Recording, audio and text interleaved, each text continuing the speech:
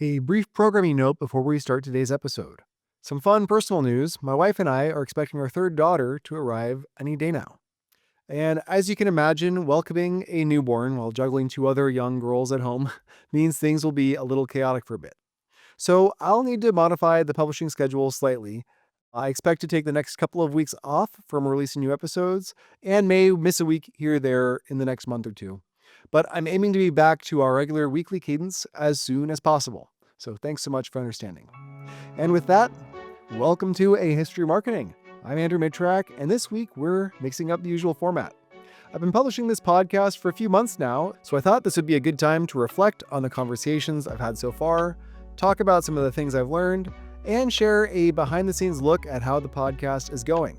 Spoiler alert, I think it's going great. But instead of me just blathering into this microphone alone, I've recruited my friend Scott Morris to step in as guest host to ask me questions. Scott is the creative director of Waka Seattle, a video production company. He's also a talented documentary filmmaker and always asks thoughtful questions. He's also offered me a lot of great guidance as I've put this podcast together. So in advance of this podcast interview, I gave Scott some of the top questions I've heard from listeners, but otherwise let him drive the conversation. So without further ado, here's Scott Morris interviewing me. Scott Morris, welcome to A History of Marketing. Thank you so much, Andrew. I'm excited to be here. Well, we're doing things a little bit different this time. You're going to be interviewing me. It's an experiment for both of us, so we'll see how this goes. Awesome. Yeah, let's jump into it. Sounds great. So yeah, I see this really as serving as kind of a proxy for your audience. So I was going to ask you some questions about the podcast, how it started, how it's going, and then kind of where it's going to go from here. So diving right in, let's go back to the beginning. A history of marketing. Where'd you get this idea? What's the origin story? The podcast idea, it kind of came all at once, but a lot of things were sort of percolating in the background. I released a trailer, about a 3-minute intro to the podcast, and it's actually a pretty honest trailer.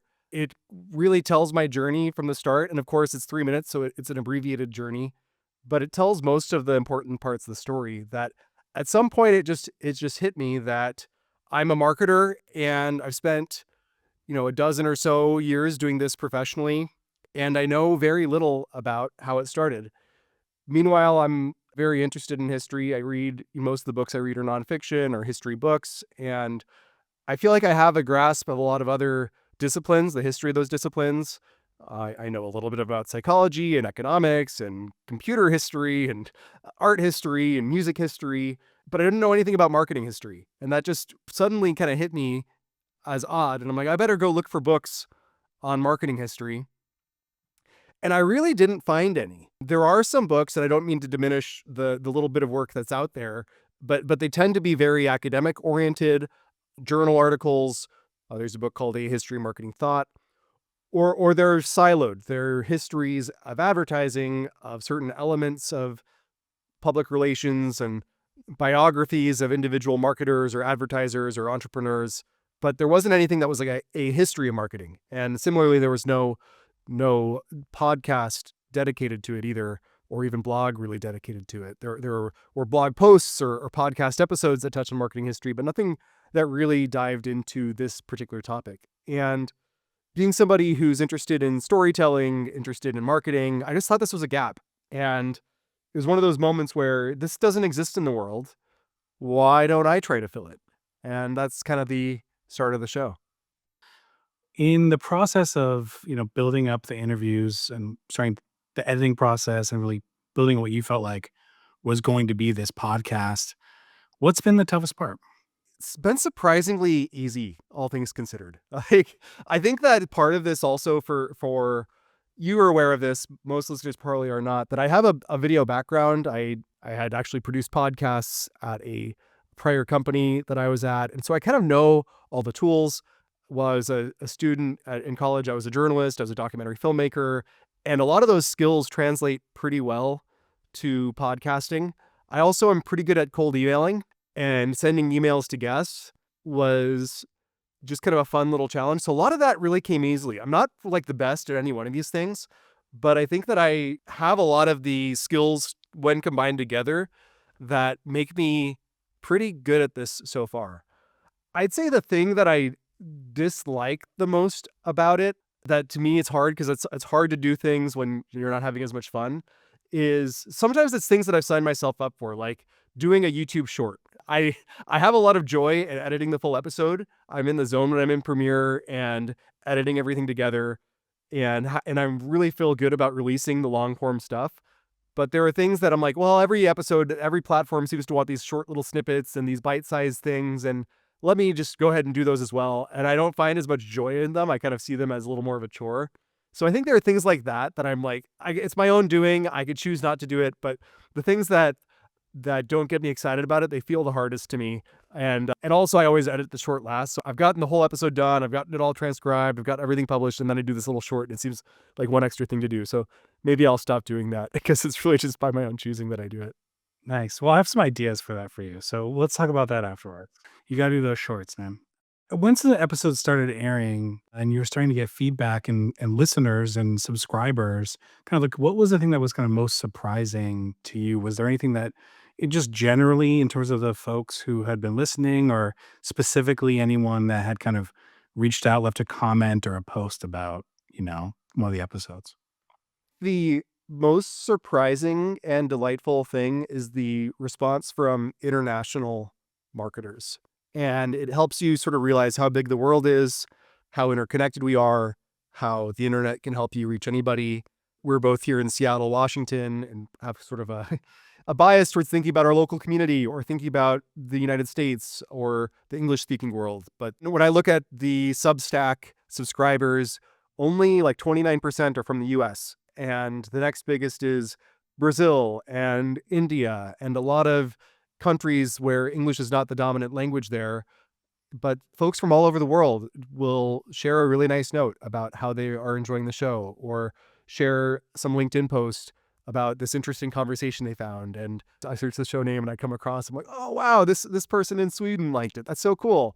You see the numbers of how many hours cumulatively that have been listened to. And even though it's still a relatively small niche podcast, it does sort of break your brain to think about, wow, a lot of people have actually heard this and reacted to it and reached out about it. So that's been super fun. How do you kind of view, engagement with that audience and how do you think about, connecting with them? Is that something that's kind of been on your mind?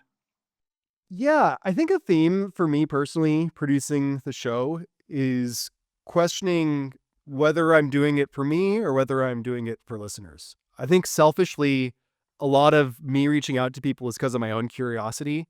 It's because of my own interest in talking to some of the guests, just doing things because I want to have a conversation or learn about a certain topic. And that's what makes the show fun to do, is that it's not me trying to optimize for engagement or optimize for listenership or optimize for what some other audience wants. It's just me kind of doing what I want to do, having the conversations I want to have, meeting the people that I want to meet with. But then people respond and they have feedback and they've dedicated their time to it. Well, everything has been super positive so far and everything's just been very encouraging. So because I haven't really seen any negative feedback per se from listeners or really things that would lead me to do anything differently than what I'm currently doing, I'm just kind of following my own interest for the most part. And whenever I receive a note or an email or anything, of course I respond. I'm really grateful for it. It keeps me super motivated. When thinking about kind of your own curiosity, right? And cold emailing, I know that reaching out to Philip Kotler was kind of a pivotal moment in your decision in terms of whether to do this podcast or kind of what it would look like. When you got that email back from him agreeing to the interview, what was that like? Yeah, doing the podcast, I had this idea for a history marketing, but the question is, how does it become real? How do you actually do it? And because I've had a lot of ideas, I've probably shared a bunch of ideas with you of, fun projects to do and documentaries to do or domains that I purchased and then never actually set up as a website. And then this became real because when I was looking up which guest to talk to, Philip Kotler, who is sometimes called the father of modern marketing, he wrote my marketing management textbook that I used in grad school to learn about marketing. He is just a legend. And I'm like, wow, he has to be one of the first guests. So I purchased his autobiography. I think it's called My Adventures in Marketing, and read it. And the autobiography had his email address in there. And so I sent him an email. And since listeners have asked about this before, how did you get Philip Kotler? I'm just going to read the exact email that I sent. And it's called Podcast Interview, A History of Marketing is a subject line. And I wrote, "Hi, Professor Kotler. My name is Andrew Mitrak, and I'm reaching out to invite you to be a guest on my new podcast series, A History of Marketing.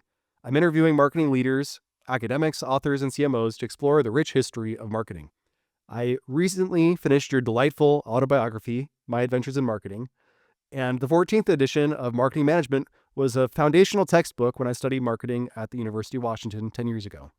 Given your 7 decades of leadership in the field, your insights and stories would be invaluable to our listeners. I'm hoping to schedule a 45-minute recorded conversation with you sometime later this month or early December.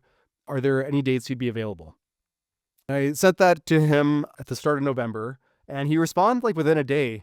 You could tell like there were things I sort of said. I kind of made these podcasts feel official as if I'd actually recorded one before, but it's like a very transparent, truthful email. And I think partly the reason he probably agreed to do it, if I had to surmise, is that I clearly had sort of done my research on him, read his book. If I was in his shoes and I'm looking at a podcast called A History of Marketing, why wouldn't I want to be a part of that, right? It's like it's almost elevating marketing to a historical status. So not only did he agree to do the interview, which was a huge win, that would have been gracious enough.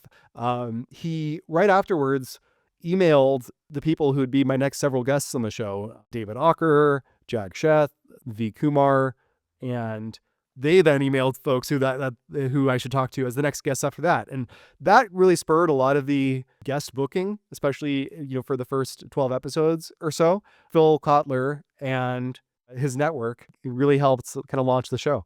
Well, sticking to that email that's going to go down in history now, it's going to go in the PR museum. You chose a very specific amount of time for what you were asking for. I wonder if you could talk about why did you choose 45 minutes? I always ask for 45 minutes because it tells somebody that is longer than a half hour. And usually if they agree to 45 minutes, they'll also agree to an hour. And also it's not too big of a commitment. So I'm not Joe Rogan or whatever doing like 3 or 4 hour podcasts or something like that. I have a life, and so do the guests. We talked about kind of some of the surprises that you found from kind of audience members. What's something that surprised you in terms of the content that you all have covered in these episodes? Yeah. So I went in not knowing a whole lot about marketing history. There's this really silly throwaway joke from The Simpsons where Marge is thinking about how to make money and like get a job or something like that. And she's like, "Oh, I'll be a piano teacher." And then Lisa's like, "But Mom, you don't teach piano." And she's like, "Well, I just have to learn one lesson ahead of the student, and then I'll teach the student, and then I'll go." And it's like, and I kind of feel like I know I know more than the average listener or even the average marketer. I've done some research, and especially now, like I have really spent, I don't know, 6 months or so generally researching it. But I'm also like not an expert. I'm not so deep in it that I'm doing really, really, really niche things. So all of that to say, I've learned a lot from the guests on the episode themselves. And I think the most surprising thing is that the history is not written in stone. Like whatever, there's very little of the historical record as it is, but even what exists is kind of debated over. I published that interview with Philip Kotler, and he talks about the early 1900s as the start of marketing. And then I got some inbound from really smart professors who were like, Phil Kotler, obviously smart, accomplished person, but I'm going to disagree with him there. Actually, I think it started earlier than that. Or I think that the idea that marketing emerged as a field of economics, I'm going to dispute that and say it actually emerged much earlier. And there's things. I just published this interview with Gianna Eckhart about how there were branding elements in imperial era China 1,000 years before the 1900s. And Gianna was one of those people who reached out to me where she had seen the Phil Kotler one. She's like, "Thanks for doing this. This is great. I want to add a unique perspective that hasn't been shared, where I'm going to introduce some of my own research to this that'll kind of contradict some of what was shared before." And I think that's great. Like that's wonderful. And also, this is part of why we didn't talk about the naming of the show, but the name of the show is A History of Marketing, not The History of Marketing. I don't pretend to get everything right. I don't pretend to not have my own biases. I don't pretend to, try to cover everything out there. And even somebody who I interview, they might contradict each other or introduce new information. And I think that's a really exciting thing. So if you had asked me at the start, would I be talking about branding practices in imperial era China? I would have, I would have just laughed at the idea that that was happening. So all sorts of surprises across the board. Speaking specifically about the guests that you've had so far, a lot of the folks that you've talked to have been kind of more towards the end of their career or maybe even retired. And so it's created this opportunity for this great kind of career retrospective that your interview ends up being for them. But I'm curious if you are thinking about kind of interviewing folks more mid-career, what kind of more modern types of campaigns or other things are interesting for you as you look forward. I think starting off how I thought, well, Phil Kotler, the father of modern marketing, really sharp. You can hear in the interview, but he is 93 years old, and he is somebody who may not have the capacity to do that for forever. We're all mortal, and some of the guests are kind of primary sources. Phil Kotler literally wrote the book, experienced a lot of this and a lot of change firsthand. Was a active member in some of the changes in marketing, many of the changes in marketing.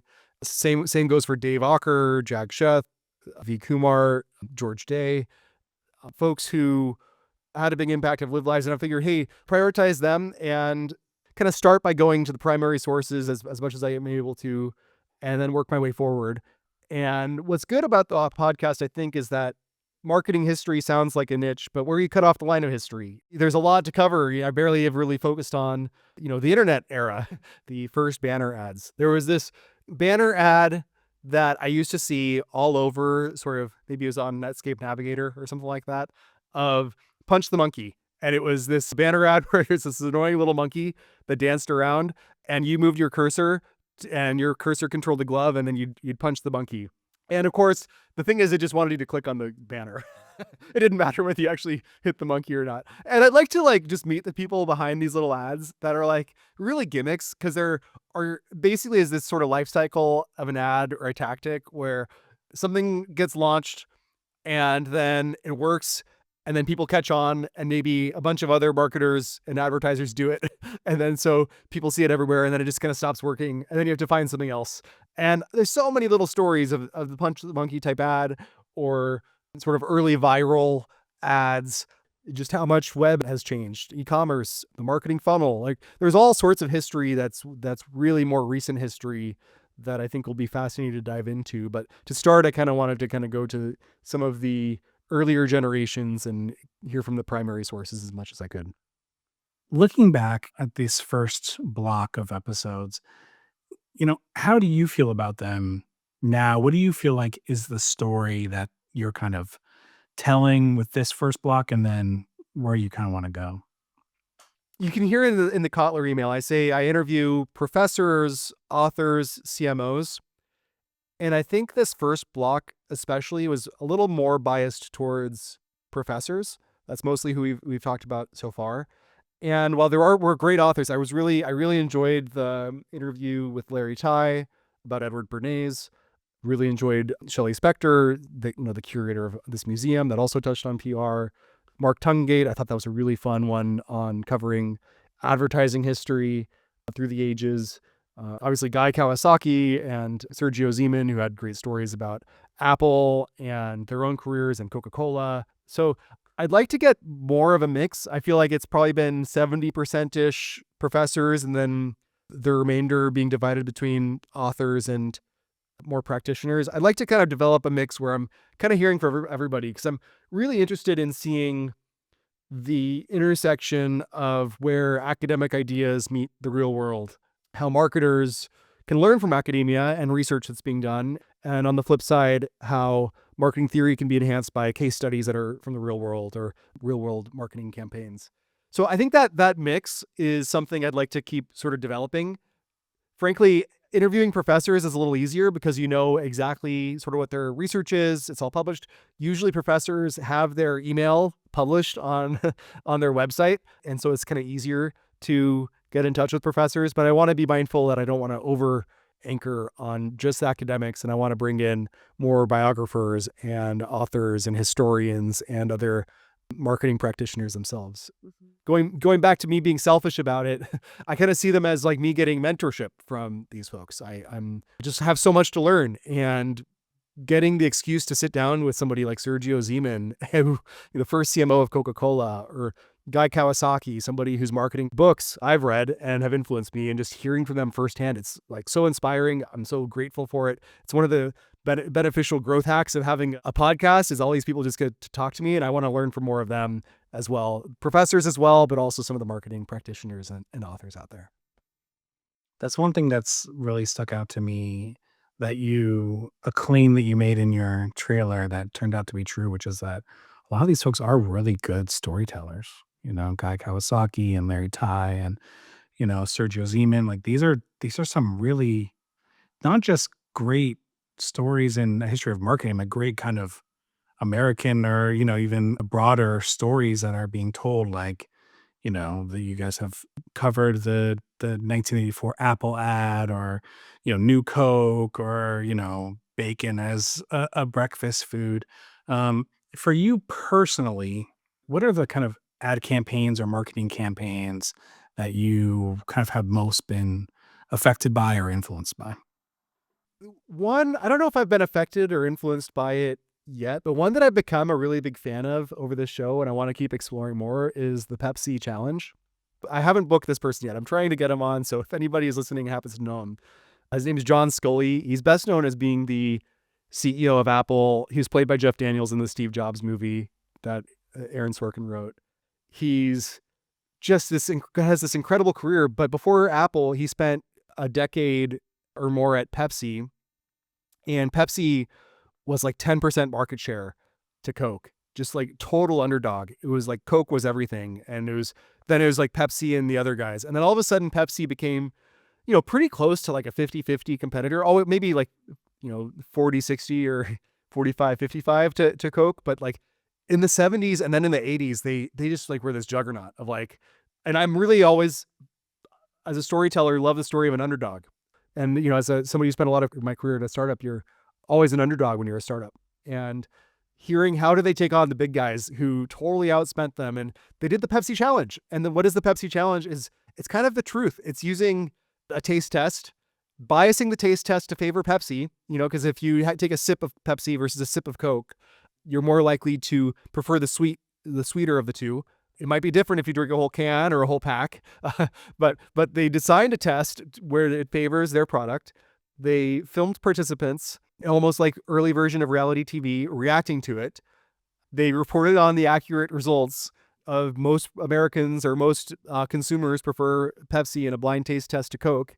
And they do that. They do the Pepsi generation. They do a bunch of sort of underdog campaigns. They aren't even like mean spirited at Coke. They're just like, hey, most people prefer Pepsi. Time to give it a try.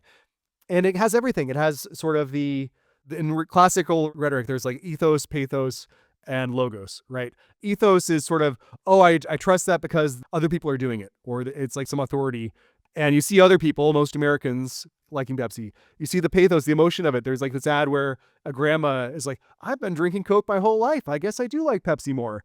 And like there's this emotional element to people realizing that they like it. And then there's the logic to it that like most people prefer it. It's like this ad that is new. It's an underdog. It works clearly for them.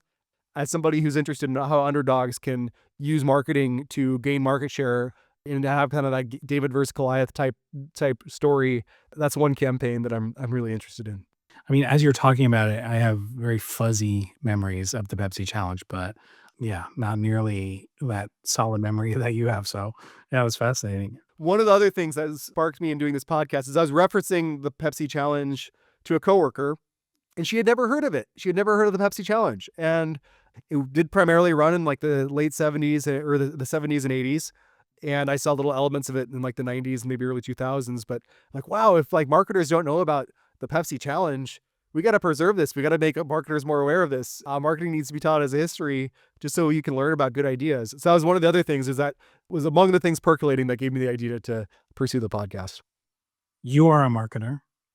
You work as a marketing director for a large company. You've done this work for a long time. I'm not a director. You gave me a promotion. I've been a director at startups. Soon to be marketing director.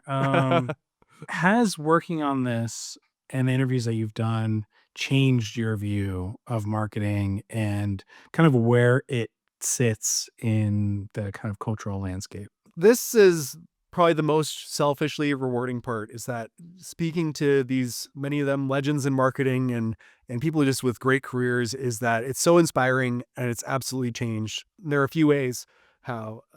First, a big theme throughout the podcast is that marketing strategy, when implemented well, is not limited to the marketing department.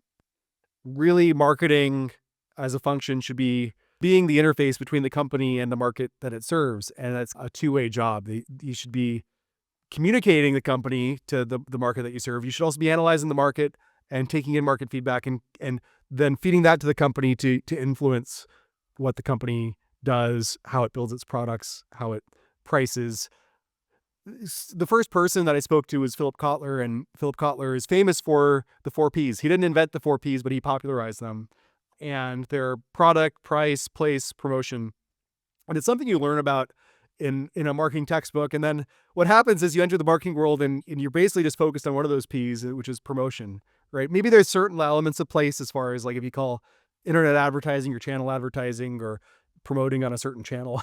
But like you spend marketing so often is sort of lumped in with promotion, and the product and the pricing of it even today is often owned by a different team within a company. And I think marketing just can perform this strategic function where you have to kind of think beyond promotion. You really have to think more holistically about what you can do. And I find myself kind of stepping out of my lane as a marketer to try to advocate for other things the company should be doing, or communicating upward on where the market I serve is at, things we can be doing, other trends are there. And I just see that as my job as a marketer, to communicate upward and outward throughout the company. The other one at a more tactical level is the interview with Robert Cialdini. I had read his book Influence way back when, and I read it again in advance of interviewing him a few months ago. And the way that he frames things, he has a language for stuff like the principle of reciprocity, right? Now, when I am running a campaign that it means providing somebody an ebook about some services or something, I'm talking to my stakeholders about, hey, the reason we're doing this is the principle of reciprocity, that when you give somebody something of value and you're not taking stuff from them, they like you more. They want to give something back. This is a sense of goodwill. And this is why you do these things. It's because of like these psychological elements. I don't know if it works. I bet a lot of my colleagues just roll their eyes at me. But anyway, I'm using more and more of the language that these professionals use. I hope it makes me sound a little smarter, maybe just. But yeah, I think both in terms of the scope of marketing and some of the really tactical language I use around campaigns, it's totally influenced. And also just publishing the podcast itself, a lot of what goes behind the scenes, I get to learn a lot of tools, AI tools even, that I don't use in my everyday job. And so as a tactical person, I'm doing something that I don't do in my day job every day. And I'm kind of getting to learn new tools and work new muscles. And I use my company's products a lot when I produce the product. So I get to empathize with users as well. So all those things I think are sort of accrue to influencing how I am as a marketer. That's so cool. And the episode with Robert Cialdini, I think is that how you're saying his name? Cialdini. Cialdini. I felt like if anyone hasn't listened to that, especially if you're a small business marketer or just marketing in general, it's like, yeah, I feel like it gave me a to-do list essentially is what I felt like, which was really exciting. Yeah, if you are more than 30 minutes into this conversation with me and Scott right now, you should pause it. Go listen to the Robert Cialdini one. You also talk a lot with a number of folks. I think particularly like Guy Kawasaki with the 1984 ad and how there was, essentially there was a lot of pushback about that ad, trepidation essentially about whether they should do it. And then also even how effective was it in terms of ROI on the millions of dollars that they spent in producing it. Now that you've gone through these interviews, how are you kind of seeing that relationship between that kind of the art and commerce aspects of marketing and advertising? I think that's an interesting one because that 1984 one, it's come up a lot, often cited as one of, if not the greatest ad of all time. And among like the not negative comments, but some LinkedIn reply guy is like, actually, this ad didn't work because the Mac was a failed product line. And it's funny how these things can still be debated to this day. I think that's great. I think it's really cool that history is sort of a living thing. It's being reassessed, reevaluating it. It's why a podcast like this, I think, has a lot of interesting material to cover. Yeah, the relationship between like art and commerce, or another one for me is like data and intuition. There's certainly a lot of the best marketers and campaigns seem to rely a lot on intuition. Somebody like Steve Jobs, I think he could be persuaded with data, but also clearly had a lot of intuition. Sergio Zeman and the Coca-Cola folks clearly used a lot of data, but they also did things with their intuition as well. I think that's an interesting idea too. The measurement and the ROI of marketing as an expense versus as an investment. On what time frame do you consider that investment? How important is measurability? I think they're all like really, really interesting questions. And I think it's good that there's not one single definitive answer to saying, oh yeah, the answer is 1.25 and that's it. And it's settled. And now we're going to, it's not that. It's something where, hey, it is a little squishier and that's what makes it fun. That's what makes it exciting. That's what gives it a lot of rich history and stories behind it. I don't want to ask you what is your favorite episode, but I am curious if you have a favorite moment or a favorite insight that you've gleaned from these marketing legends that you've interviewed thus far. Do you have a favorite thing that you've done? Yeah, I wouldn't pick a favorite episode. A favorite moment was actually with the Sergio Zeman one, where a lot of my episodes are very kind of cheerful, happy, conversational. And I am not asking really super hard gotcha questions. And it's a very easygoing conversation that hopefully is insightful and well researched, but has positive vibes. He's a little confrontational. He's a little jabby. That's his style. He likes to sort of poke. He kind of was interrogating me about describe tasting Coca-Cola. Do you drink Coke? You drink Coke sometimes? Yeah, of course. I've had a Coke. I don't drink it every day. What does it taste like? Well, first you feel the bubbliness of it, No, there's what a does sweetness to it, and then there's a bite. No, no, no. I didn't ask you how it feels. I asked you what does it taste like? It's hard to say other than it tastes like Coke. It's hard to describe other than a Coke tastes like a Coke. Basically, has no taste memory. Yeah. If you go and you say what does Pepsi taste like, people will say sweeter than Coke. Coca-Cola is your baseline for comparing everything else. You kind of put me on the spot, and I'm like, gosh, I have to like describe this to the guy who was the CMO of Coke, and he's like interrupting, and I actually like that a lot. I think a lot of good podcasts have some tension to them, have some sense of drama, that there's sort of a dynamic between the host and the guest, and always respectful and everything, but also that there's a little bit of tension there. And I think that came up. So that strikes me as something that I'd like to explore more of. I want to have a really positive relationship with a guest. And I'm kind of thinking about how do you inject more drama, more tension into the guest while it's still being an overall positive and informative experience. I did want to ask you actually if you wanted to have another take of answering the question, what does Coke taste like? Now that you've had some time to think about it.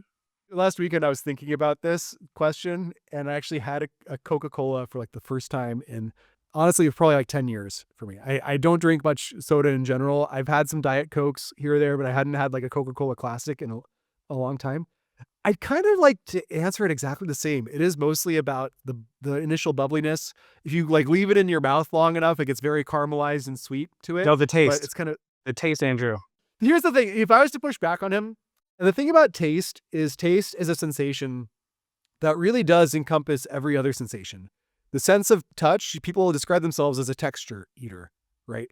And if something smells a certain way, that has a really big impact on how you actually taste it. If it looks a certain way, it'll actually really impact the taste. And I think he was being provocative there, but I would just push back on his idea that taste is only just what is the flavor in your mouth. Taste is actually a number of other things. And me describing the texture is a perfectly valid response to taste. So if I was to defend myself, that's what I would say about it. It made for a great moment. It really did. Well, thanks so much, Andrew. I mean, I've really enjoyed this conversation. I think it's been really fun and insightful to learn more about kind of the behind the scenes of a history of marketing and kind of what's been motivating you and what have been some of your favorite moments. Is there anything else you want to kind of hit on before we kind of close out? No, that was great. I'm laughing because you sound like me, like you're clearly like doing the same wrap up thing that I always do. Any things you want to plug? The thing I was saying is where can we find your work online? Is there anything that you'd like to plug? No, this has been fun. Hopefully it's been fun for listeners too. I think of like a good podcast as having some education to it, some entertainment to it. Then there's also this idea of like companionship to it, that you form some relationship with the host. And I can tell like it's happened with folks who have reached out to me and sent me nice notes. I'm hoping this does some of that, shows a little bit of like what goes on, how I'm thinking about it. But also I think the guests are the most interesting people. I just want to hear from them. So listeners, if you've made it this far, hopefully you liked it okay. But also just let me know, shoot me a note, hello@marketinghistory.org. I read all the emails. I respond to them. You can find me on LinkedIn and shoot me a note there. I really like hearing from listeners. And if you like more things like this, let me know, with a caveat that, like I said at the beginning, I'm doing this selfishly to learn from the best, the CMOs, the authors, the professors, and the guests themselves. And I want them to be front and center of the shows. Do I get to promote anything, or like what, I mean, Yeah. Yeah. Do you have any things you'd like to plug? yeah, I guess people could go to my website, wakaseattle.com. I make videos for business like Pike Place Market, Bloodworks Northwest, a lot of folks in where we are, the Pacific Northwest, but that's what I love doing. So if you want to go check it out there, you can also find me on LinkedIn. I'll post a link to wakaseattle.com and your LinkedIn in the show notes. And Scott, you're selling yourself short. Scott is an incredibly talented filmmaker, documentary maker, video producer, all around great person to work with who does really great videos for great brands. So if you are in the Seattle area or beyond and are interested in working with a really talented video producer or somebody to guest host your podcast, that's how he's good at that as well. Scott Morris is a great person and you can find him online. So with that, thanks so much, Scott. This has been a lot of fun. Thanks, Andrew. Take care. A History of Marketing is written and produced by me, Andrew Mittrak. If you'd like new episodes delivered right to your inbox, visit marketinghistory.org. There you can also find transcripts of every conversation, including helpful links, images, videos, and other blog posts about marketing history. You can send me an email at hello@marketinghistory.org. If you'd like to support A History of Marketing, consider leaving a review on your favorite podcasting app, or better yet, tell a friend about the show. Thanks for listening.